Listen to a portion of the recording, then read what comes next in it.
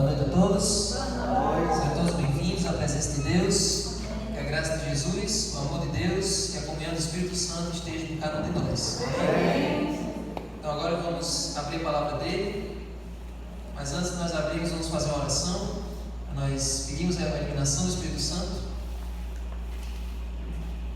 Senhor Deus, aqui, Senhor, estamos na Tua presença, reconhecendo que o Teu nome é grande, reconhecendo que o Teu nome está acima de todo nome. E aqui, Senhor, queremos que esse nome seja entronizado, não só nessa casa, mas também no nosso coração. Agora, Senhor, vamos abrir a Tua palavra, clarear a nossa mente, nosso entendimento, para entender o que o Senhor tem a dizer. Em nome de Jesus. Amém.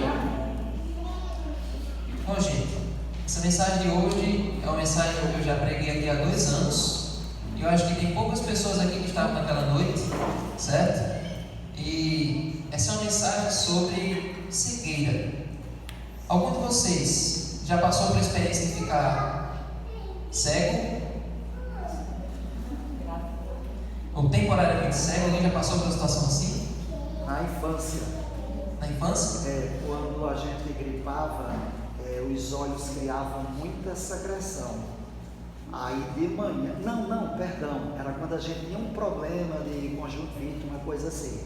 Aí criava muita secreção nos olhos e os olhos fechavam completamente. Então a gente só abria os olhos quando passava uma lã com água para remover aquela secreção. Eu lembro demais disso na adolescência, na infância.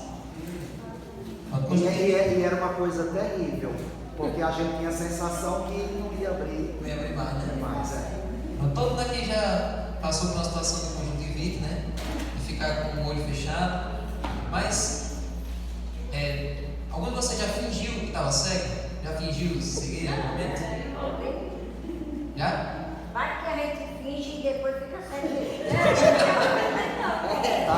Davi, na infância também a gente brincava de cobra cega. A cobra cega coloca lá, aí você ficaria completamente cego. Pois é. Quando eu não gostava de comer verdura, ainda colocava ali a repolho, as folhas verdes ali no prato. Aí para eu pensar que era carne, eu botava um pano de prato assim, era para comer amarrado. Comer bem nada para comer na barra, né? Pois é. Ah, não sabia dessa não. Diga.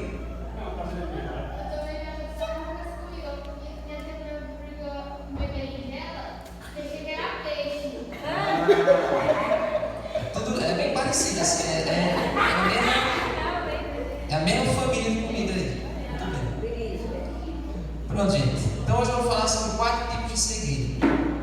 A Bíblia conta várias histórias de vários personagens que passaram por momentos, por situações em que eles ficaram cegados. Alguma coisa fechou a visão deles. Em alguns casos foi uma cegueira física, em outros casos foi uma cegueira mental, em outros casos cegueira espiritual.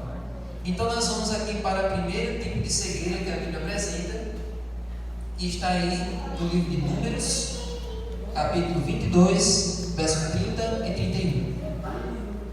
A mensagem de hoje é cegados. Números 22. Números 22, verso 30 e 31.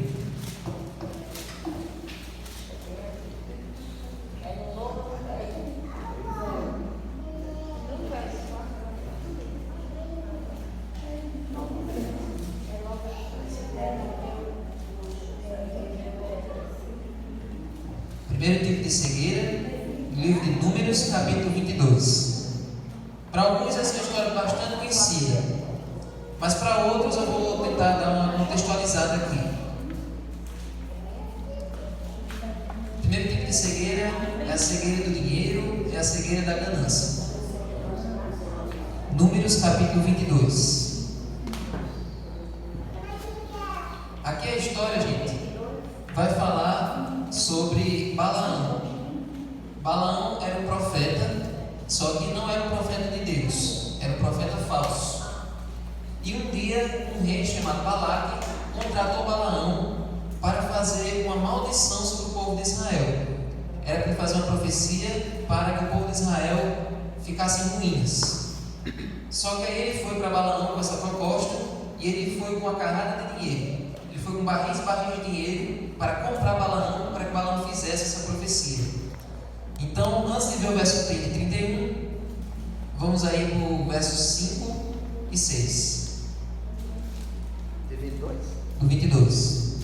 Ele enviou mensageiros a Balaão, filho de Beor, a Petor, que está junto ao rio Eufrates, na terra dos filhos do seu povo, para chamá-lo, dizendo: Eis que um povo saiu do Egito, cobre a face da terra e está morando perto de mim. Venha agora e, por favor, amaldiçoe esse povo, porque eles são mais poderosos do que eu. Talvez assim eu possa atacá-los e expulsá-los da terra. Porque eu sei que a quem você abençoar, será abençoado, e a quem você amaldiçoar, será amaldiçoado. Então Balaque contratou Balaão, porque sabia que as palavras de Balaão tinham um efeito. Então ele disse: o que você disser contra esse povo vai acontecer. Amaldiçoe esse povo e eu vou lhe pagar uma grande soma de dinheiro. Certo? Então Balaão agora ficou cego pelo dinheiro, cego pela recompensa. Sabia que tinha um prêmio se ele fizesse aquilo, mas ele sabia que aquilo era errado. Ele sabia que falar contra o povo de Deus era ir contra o próprio Deus. Então ele sabia que estava pecando, mas cego pelo dinheiro, ele decidiu ir até o final. E quantas pessoas cegas pelo dinheiro vão até as últimas consequências, sem se importar com o que pode acontecer com elas? Então, gente, olha só. Balaão agora vai para profetizar contra o povo de Israel, e aí Deus precisa tomar uma medida drástica para que Balaão se toque. Vamos ver o verso 21. Balaão levantou-se pela manhã, preparou a sua jumenta e partiu com os chefes de Moabe. Mas acendeu-se a ira de Deus, porque Balaão foi, e o anjo do Senhor se pôs por adversário no caminho dele. Ou seja, então Balaão estava indo no caminho para fazer o que era errado, e o anjo de Deus se colocou na frente dele. Só que Balaão não percebeu o anjo de Deus. Então aí vocês estão vendo o primeiro tipo de cegueira. Cego pelo dinheiro, ele não chegou a ver o anjo de Deus na presença dele, na frente dele. E ao contrário dele, quem foi que viu? Verso 23. A jumenta viu o anjo do Senhor parado no caminho, com a sua espada na mão, e por isso a jumenta se desviou do caminho, indo pelo campo. Então Balaão espancou a jumenta para fazê-la voltar ao caminho, mas o anjo do Senhor pôs-se num caminho estreito entre as vinhas, havendo um muro dos dois lados. Quando a jumenta viu o anjo do Senhor, encostou-se no muro e apertou o pé de Balaão contra ele. Por isso Balaão tornou a espancá-la. Então o anjo do Senhor passou mais adiante e pôs no lugar estreito, onde não havia caminho para se desviar nem para a direita nem para a esquerda. Quando a jumenta viu o anjo do Senhor, deixou-se cair debaixo de Balaão. Então ela empacou ali, né? Balaão ficou irado e espancou a jumenta com uma vara. Agora sim, Deus vai se comunicar com Balaão. Depois de todas essas investidas, o anjo indo para lá e indo para cá, fechando o caminho, Balaão querendo seguir, teimoso, sem conseguir ver. Então agora Deus usa a medida drástica, que é o verso 28. Então o Senhor fez a jumenta falar, e ela disse a Balaão: o que foi que eu fiz a você, para que você me espancasse já 3 vezes? Ou seja, agora Deus fala através da jumenta, mas ainda assim Balaão não percebe. Balaão respondeu a jumenta. Olha o nível de cegueira. Não é? Então ele resistir 3 vezes ao anjo de Deus já é de se preocupar. Mas agora a jumenta fala com ele e ele responde como se fosse uma coisa normal. Não é? Igual para igual, né? De jumenta para jumenta. Então Balaão respondeu a jumenta: foi porque você zombou de mim. Se eu tivesse uma espada na mão, mataria você agora mesmo. E aí a jumenta continua conversando: não é verdade que eu sou sua jumenta e que você tem montado toda a sua vida até hoje? Será que tem sido meu costume fazer isso com você? E ele respondeu: não. Continuou a conversa. Aí o verso 31. Então o Senhor abriu os olhos a Balaão, e ele viu o anjo do Senhor que estava no caminho, com a espada desembainhada na mão. Por isso Balaão se inclinou a cabeça e se prostrou com o rosto em terra. Até aí tá bom. Então tudo isso aí deu para vocês perceberem o grau de cegueira que Balaão foi desenvolvendo ao longo dessa história. Olha como o dinheiro é capaz de fazer com a mente de uma pessoa. Não viu o anjo de Deus, conversou com a jumenta, maltratou a jumenta por causa da rebeldia dele mesmo. E assim, depois disso, depois de Deus ter usado isso aqui, aí Balaão se arrependeu e não seguiu naquele propósito que ele estava indo até então. Mas, gente, existem muitas pessoas hoje que são cegadas, que ficam cegas pelo dinheiro. Existe, né? Com certeza. A cobiça é um pecado tão grave para Deus que está nos próprios 10 mandamentos. É o 10º mandamento da lei de Deus, o pecado da cobiça. E esse pecado da cobiça ele não afeta apenas os ricos, mas também os pobres. Que hoje esse nome não se chama cobiça, se chama consumismo. Existem sim muitos ricos que gastam muito, mas também existem pobres que gastam também. Todos vocês conhecem pessoas que a casa é bem pequenininha, não cabe quase nada, mas tem uma televisão do tamanho da parede, né? Tem pessoas que têm celulares do ano, celulares de última geração, mesmo não tendo recursos para dar de comer para a sua família. Então, gente, o consumismo é um pecado que está presente em todas as casas, em todas as classes sociais, certo?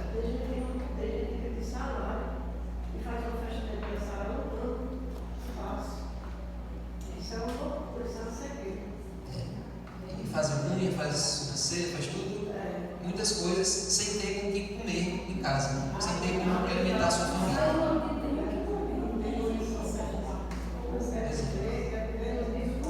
É viver no nível do que tem para dar e vender.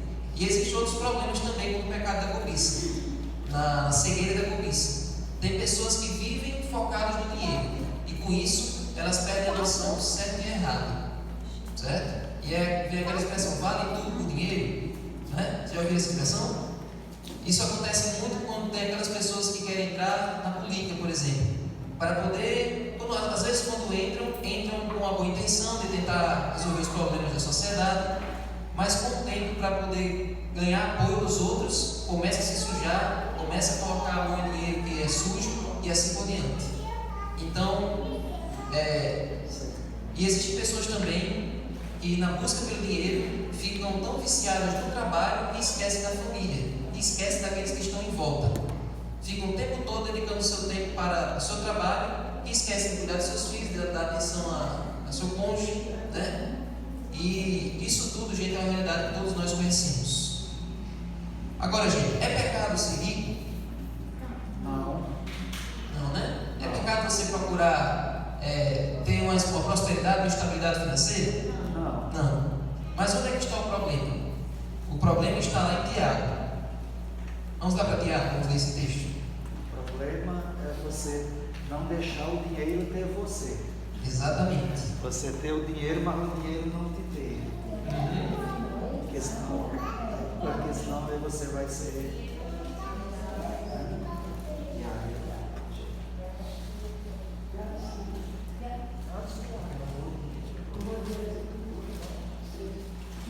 Em Tiago tem um texto aí que é muito bom de vocês estudarem sobre riqueza, mas eu quero ler com vocês, na verdade, outro texto. Vocês podem ler Tiago 5 como uma lição de casa, mas eu quero que vocês leiam 5 Timóteo. 5 Timóteo 6. Não tem 5.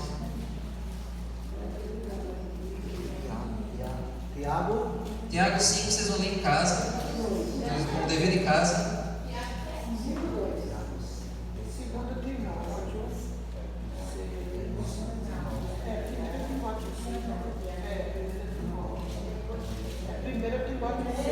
Timóteo 6. Onde é que está o cerne do problema? Não é pecado você procurar um emprego bom, não é pecado você procurar prosperidade, estabilidade financeira, mas onde é que está o problema que faz as pessoas ficarem cegas? 1 Timóteo 6,10 diz assim: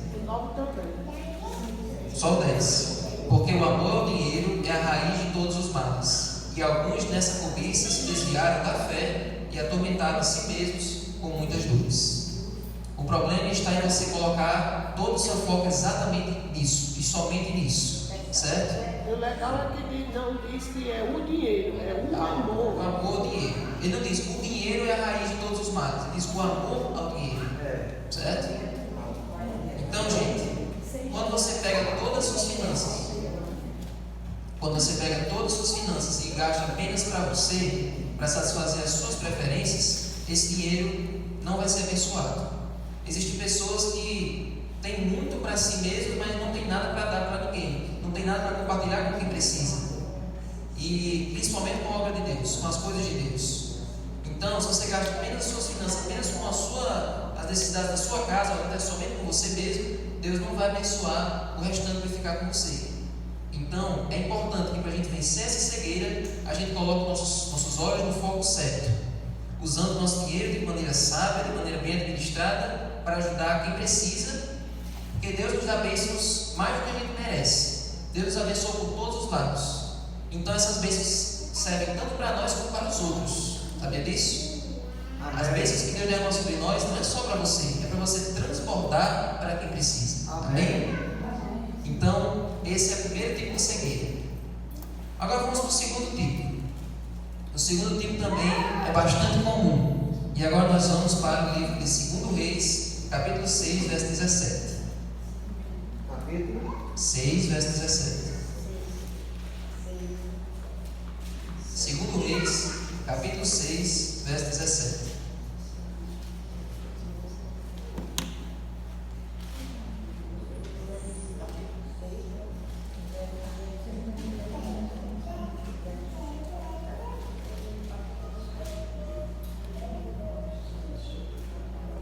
É no Antigo Testamento.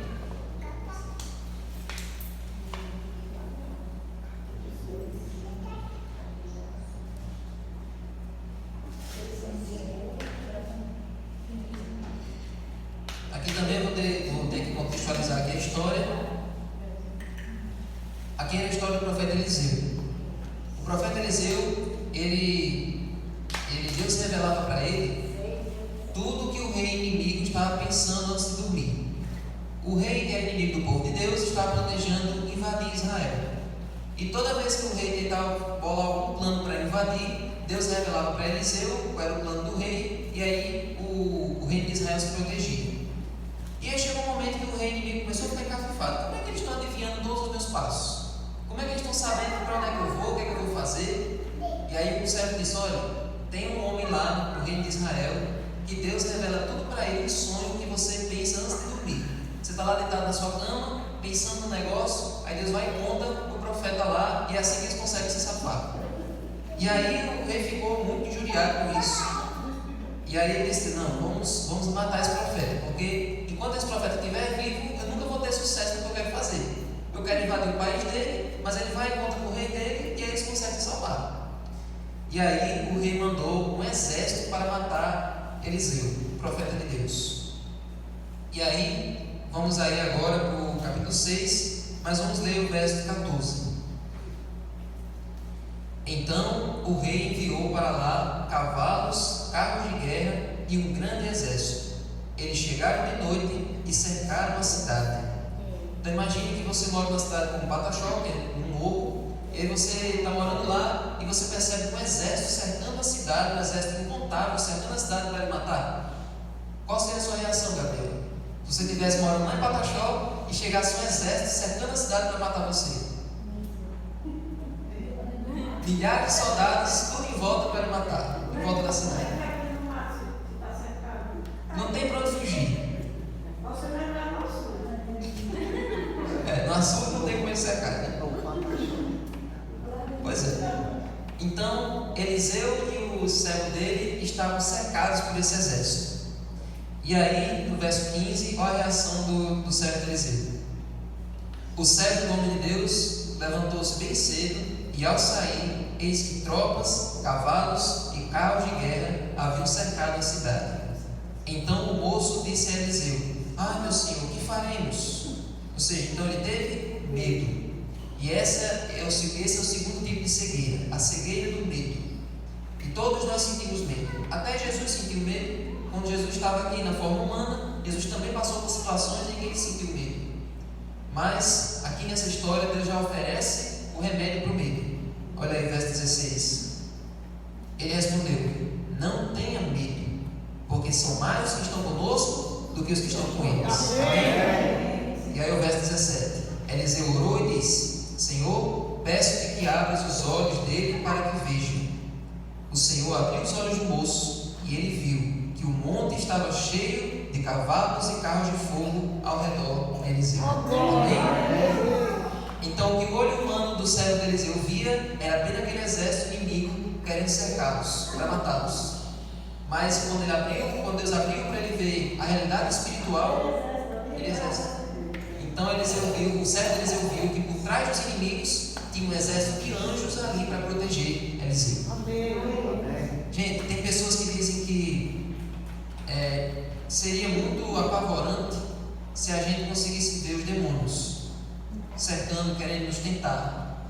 Mas a Bíblia nos diz, através desse texto, e a gente sabe pela realidade, que para cada demônio que tenta nos tentar, Deus tem um dobro de anjos para nos proteger. Porque vocês sabem que quando Satanás foi expulso do céu, ele seduziu a terça parte dos anjos. Então ficou 2/3 do lado de Deus. Então, se tem um demônio querendo ir atrás de você, Deus tem mais 2 anjos para te proteger. Amém. Então, gente, se a gente pudesse ver a realidade espiritual, por um lado a gente poderia ficar apavorado, mas por outro, a gente ficaria muito confortável e protegido por essa realidade, que Deus nos guarda e Deus nos protege. Amém. Quer ver uma outra história sobre cegueira pelo medo? Vamos aí agora para João 6. João capítulo 6. Acho que estou dando um tempo. A frase que eu quero que vocês leiam, na verdade está... Essa história está nos 4 evangelhos. João. Mas o episódio que eu quero, a frase que eu quero que vocês aprendam, na verdade está em Mateus. Hoje é o zigue-zague, Mateus 14. Mateus 14. Essa história está nos 4 evangelhos, mas a frase que eu quero está em Mateus. Versículo 14, vamos ver o verso 26. É também uma história bastante conhecida. Jesus mandou os discípulos saírem do barco de noite e ele ia ficar no monte orando. Já bem tarde da noite, Jesus foi atrás dos discípulos. E quando Jesus foi atrás dos discípulos, Jesus foi andando sobre as águas. Só que detalhe, os discípulos estavam lá no meio do mar e o mar agora entrou numa tempestade, num rebuliço, numa confusão, e os discípulos estavam lá naquele barquinho ali, navegando naquele mar com tempestade. E aí Jesus aparece de madrugada, olha o verso 25. De madrugada, Jesus foi até onde eles estavam, andando sobre o mar.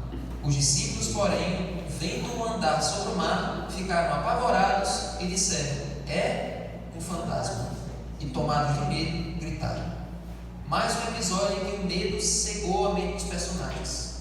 Eles viram alguém andando e a primeira coisa que eles ligaram foi que era um fantasma. Interessante que eles já estavam convivendo com Jesus há algum tempo, sabiam que Jesus era capaz de fazer coisas extraordinárias, coisas que ninguém poderia prever. Uma hora ele estava curando um cego, outra hora estava curando um leproso, outra hora estava expulsando um demônio, outra hora estava ressuscitando uma pessoa. E aí quando ele vem andando sobre a água, eles acham isso demais. Eles acham que isso aí já é sobrenatural. Já é sobrenatural. E eles já dizem que é um fantasma. Gente, por mais que a gente ache isso aqui estranho, mas todos nós, numa situação de medo, a gente perde um pouco o controle das nossas emoções. O medo nos aprisiona, né? O medo nos aprisiona, exatamente. Existem pessoas que, por exemplo, quando sofrem um assalto, elas têm reações diferentes. Tem pessoas que começam a rir, descontrolado. Tem pessoas que choram ali copiosamente. E tem pessoas que ficam travadas. Não tem como reagir a uma situação como aquela. Então o medo faz com que a gente perca o controle das nossas reações, das nossas emoções. E mais, às vezes o problema nem é tão grande, mas você tem um pânico exagerado. Às vezes você superestima a ameaça. Às vezes você faz com que o problema seja maior do que realmente é. Você fica com um medo exagerado de uma coisa que às vezes não é nada. Todo mundo aqui, muita gente tem medo exagerado de uma coisa que às vezes é inofensiva, né? Sapo. Eu já disse qual. Tem medo de barata, enfim. Pereré. Só de sapo. Pronto. Pereré. Cobra.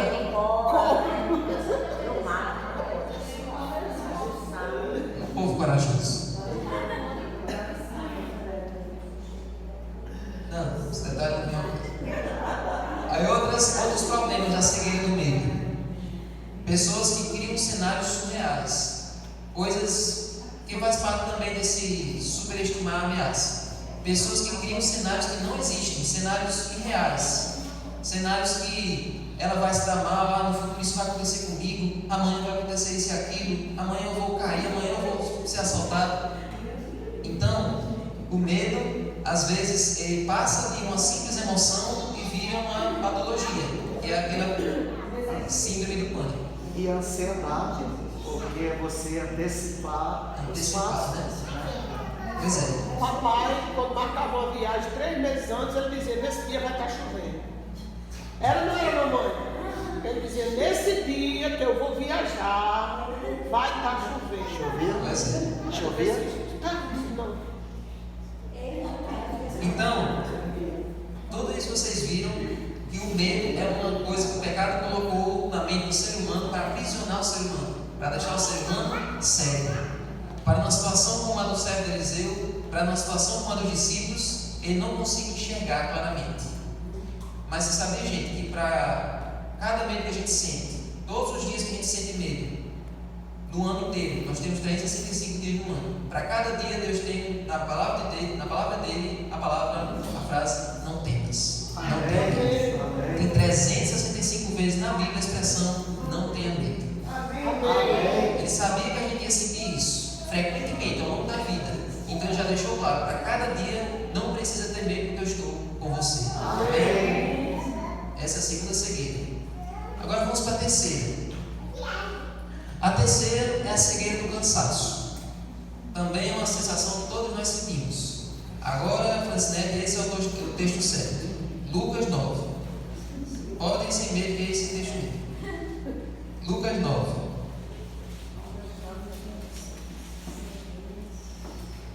Cegueira do cansaço.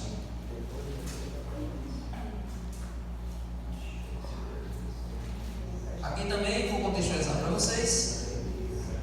Jesus passou o dia todo pregando e ele levou 3 dos seus discípulos, que eram os discípulos mais chegados, Pedro, Tiago e João, e ele levou para cima de um monte, com um objetivo, de mostrar para esses 3 discípulos uma visão da sua glória. E é por isso que o subtítulo é A Transfiguração de Jesus. Então vamos ver aqui, vamos ver esse texto. Verso 28, vamos ver o verso 28. Cerca de 8 dias, depois de proferidas essas palavras, Jesus levou consigo Pedro, Tiago e João e subiu ao monte com o propósito de orar. E aconteceu que, enquanto ele orava, a aparência do seu rosto se transfigurou e a roupa dele ficou de branco brilhante. Ou seja, Jesus estava orando e ele gradativamente foi ficando com aquela glória que ele tinha quando ele estava no céu. Quem sabe que quando Jesus ele se tornou ser humano, ele ficou que nem a gente, assim, normal. Mas naquele momento ele voltou com toda a sua glória que ele tinha lá no céu como Deus. Ele ficou brilhante com as suas roupas resplandecentes. Agora vamos pular para vamos ao verso 30. E eis que 2 homens falavam com ele. Eram Moisés e Elias, que apareceram em glória e falavam da morte de Jesus que ele estava para cumprir em Jerusalém. Pedro e seus companheiros estavam caindo de sono. Olha aí, o cansaço, o sono. Mas conservando-se acordados, viram a glória de Jesus e os 2 homens que estavam com ele. Agora vocês vão ver o efeito do cansaço nas palavras de Pedro, né? Olha o que ele diz aqui, vocês vão dizer se faz sentido ou não. Quando estes homens começaram a se afastar de Jesus, antes de ler, vamos entender um negócio. Moisés e Elias já estão no céu. Elias foi levado na carruagem de fogo e Moisés foi ressuscitado por Jesus e os 2 estão lá. Nesse momento eles apareceram para confortar Jesus, porque eles estavam caminhando para ser crucificados, estavam caminhando para o Calvário, certo? Então tem 2 seres celestiais aí, apareceram para Jesus e agora estavam começando a voltar. Aí olha o que Pedro sugeriu, verso 33. Pedro lhe disse: Mestre, é bom estarmos aqui. Façamos 3 tendas, uma para o Senhor, outra para Moisés e outra para Elias. Porém Pedro não sabia o que estava dizendo. Olha essa sugestão de Pedro. Pedro nunca sabe o que está dizendo. Olha que interessante aí. Como é que ele vai querer? Ele propõe aí fazer 3 tendas, uma para Jesus, outra para Moisés e outra para Elias. Sendo que Moisés e Elias tinham aparecido ali apenas para confortar Jesus, eles estavam voltando para o céu. Ô Davi, mas eu acho interessante essa passagem, porque eu acho que ele já tinha um vislumbre do que era a eternidade, né?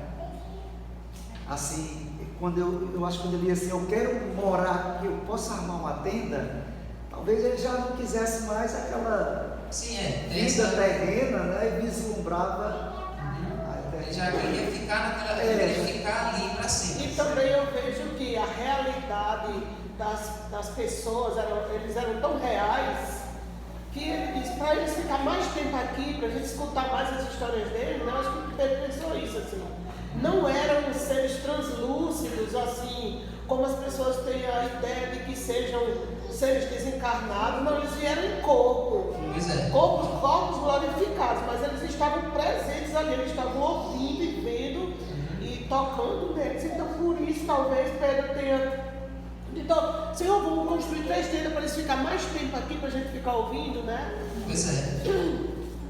Só que aí ele falou de uma forma assim bem natural ali, foi espontâneo, o desejo dele de continuar na presença ali de Jesus e de Moisés e de Elias, mas também foi afetado pelo cansaço, porque ele falou ali, ele sugeriu ali uma coisa bastante... Se ele pede cabeça. Pois é. Mas dá para entender por que ele pediu isso. Todos vocês já disseram aí o real motivo por que Pedro sugeriu essa ideia. Mas está vendo como o cansaço nos afeta e às vezes cega a gente para algumas coisas. Certo? Um outro detalhe que nós podemos ver, uma outra história, ainda em Lucas, é o próprio Jesus.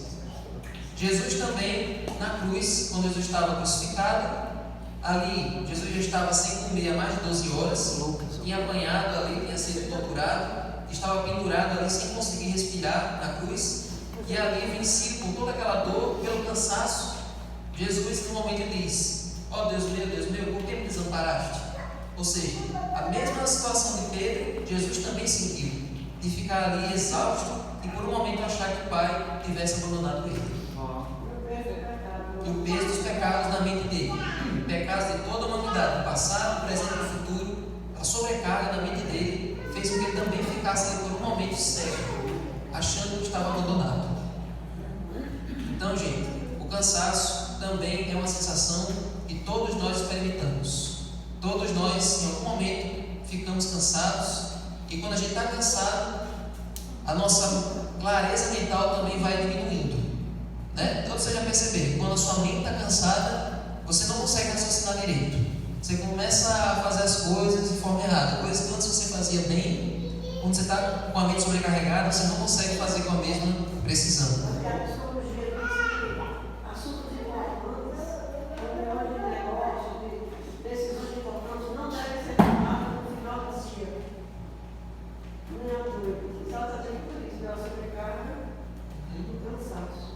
Pois é.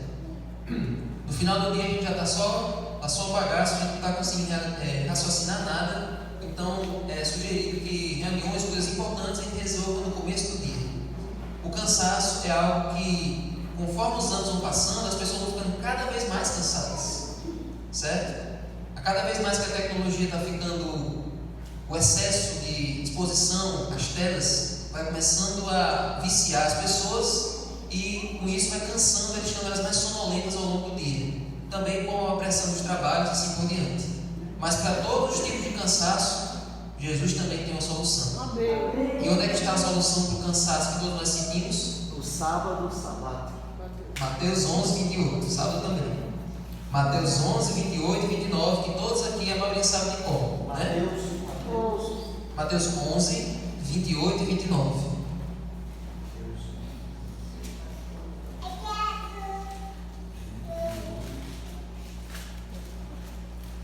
Deus tem um remédio para o nosso cansaço. Vinde a mim. Vinde todos que estáis cansados, sobrecarregados, e eu os darei, eu os aliviarei. Tomai sobre vós o meu jugo e aprendei de mim, porque eu sou manso e humilde de coração, e acharei descanso para a vossa alma. Amém? É nele que a nossa alma encontra descanso. Amém. É nele que nós encontramos esse remédio, esse gás para a gente continuar sobrevivendo. Amém. Quem não tem Jesus não tem sentido da vida, não tem razão por que prosseguir, e se cansam no longo do caminho. Mas nós como diz lá em Isaías 40, nós renovamos as nossas forças assim como a águia. Amém. Então, é Ele quem sara o nosso cansaço. E para a gente terminar, gente, o último tipo de tristeza está lá em Lucas 24.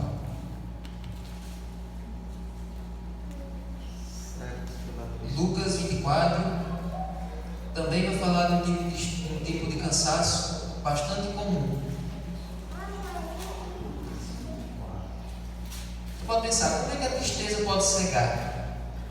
Como é que a tristeza pode fazer com que a pessoa fique cega? Acho que todo mundo aqui já passou por uma experiência de alguém que esteve em um luto profundo, que às vezes ali no velório não chega a reconhecer que está ali, né? Não consegue diferenciar rostos, não consegue lembrar de algumas pessoas. O luto, que é talvez para nós seja a maior tristeza que o ser humano pode sentir, faz com que a gente fique cego ali momentaneamente. E o luto e a tristeza também, gente, faz com que a gente comece a enxergar tudo pelo negativo.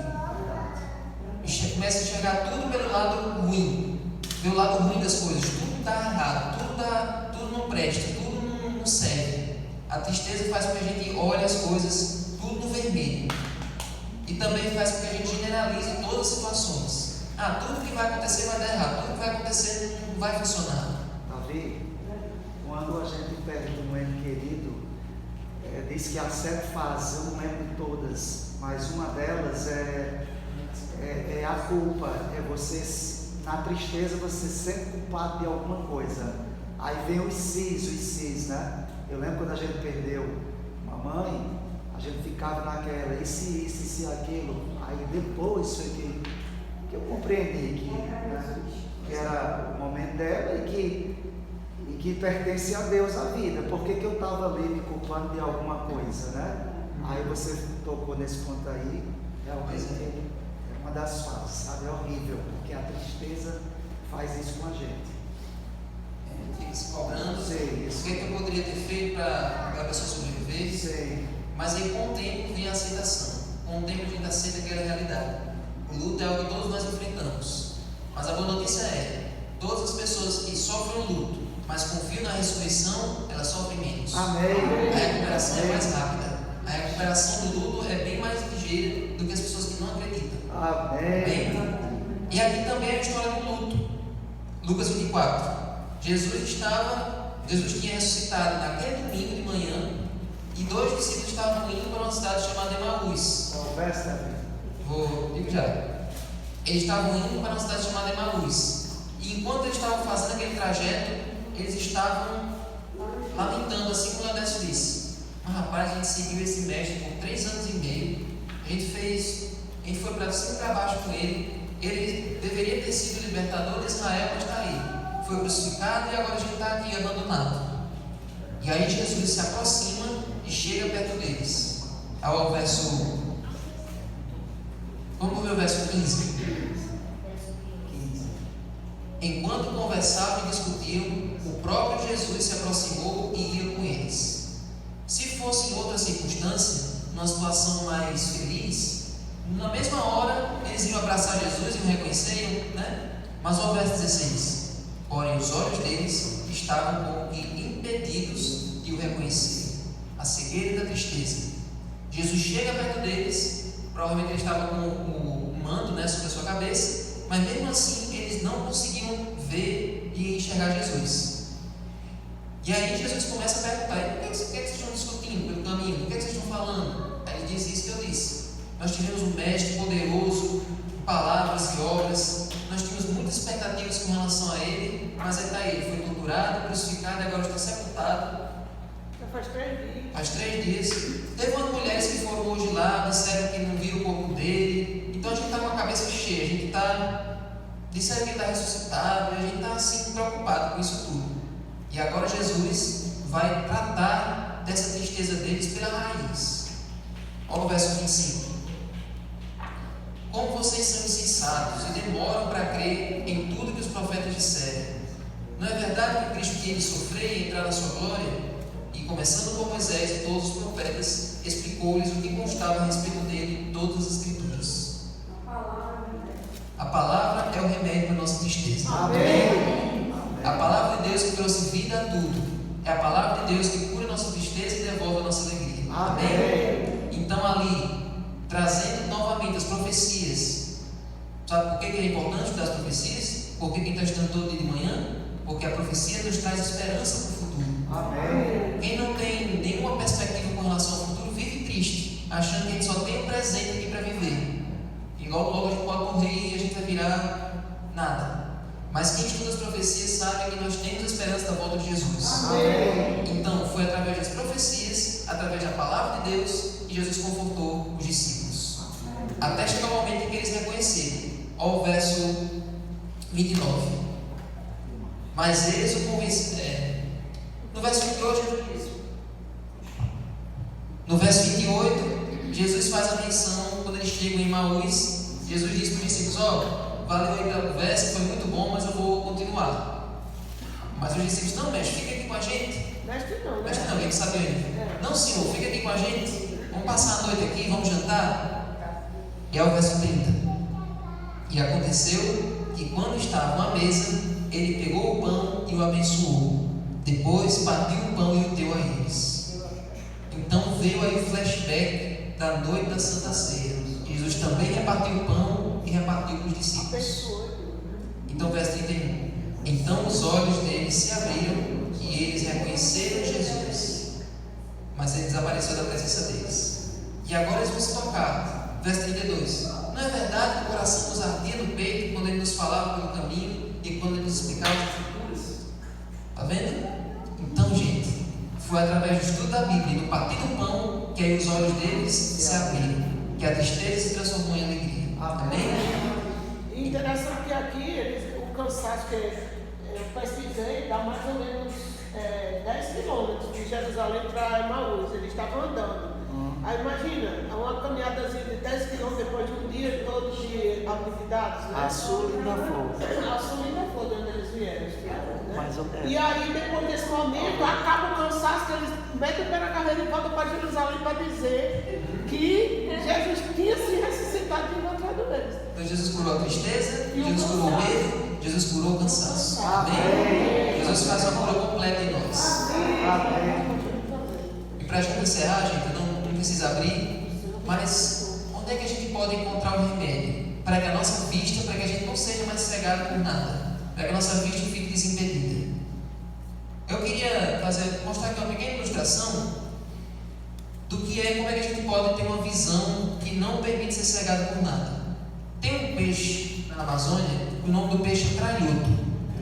Esse peixe, ele fica sempre na superfície da água. E esse peixe ele tem 4 olhos. Com 2 ele enxerga por debaixo d'água, e com 2 ele enxerga por cima da água. Então ele tem uma visão de cima e tem uma visão de baixo. Então ele tem uma visão privilegiada. E nós também, gente. Nós precisamos ter uma visão ampliada que a gente só consegue estudando a Bíblia. Quem estuda a Bíblia enxerga a realidade desse mundo e também a realidade espiritual. Amém. Assim como o servo de Eliseu. No começo ele só enxergava o terreno, só via os inimigos, e depois Deus deu a ele olhos espirituais. Deus também promete dar a nós. Amém. Quem estuda as histórias da Bíblia entende a realidade desse mundo e também entende a realidade do céu. E Deus nos chama para nós estarmos aqui, mas com os olhos lá. Amém? Amém. O convite de hoje é para você olhar para Jesus. Olhando para Ele, todos os seus medos se acabam, todo o seu cansaço se torna em energia, toda a sua dor se transforma em alegria. Amém? Vamos ficar de pé? E vamos cantar essa música que fala sobre para onde devemos olhar.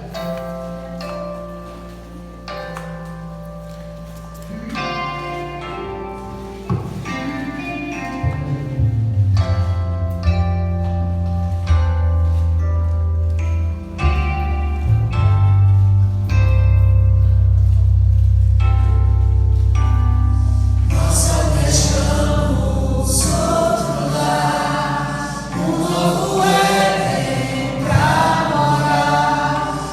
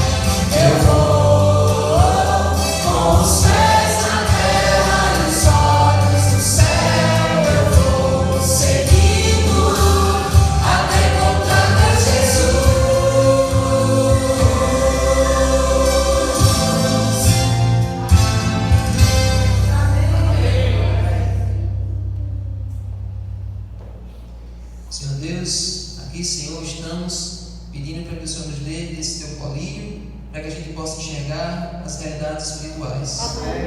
Pedimos, Senhor, para que o Senhor nos dê olhos para que vivam para te enxergar, para que a gente pare de olhar para nós mesmos, que nós só temos defeitos, paremos de olhar para aqueles medos, para as coisas que nos deixam apavoradas e olhemos para aquele que é o único capaz de devolver a alegria que um dia a gente perdeu. Por favor, Senhor, restaura a vista de cada um aqui. Nos ajuda a olhar com os teus olhos e perdoar com o teu perdão.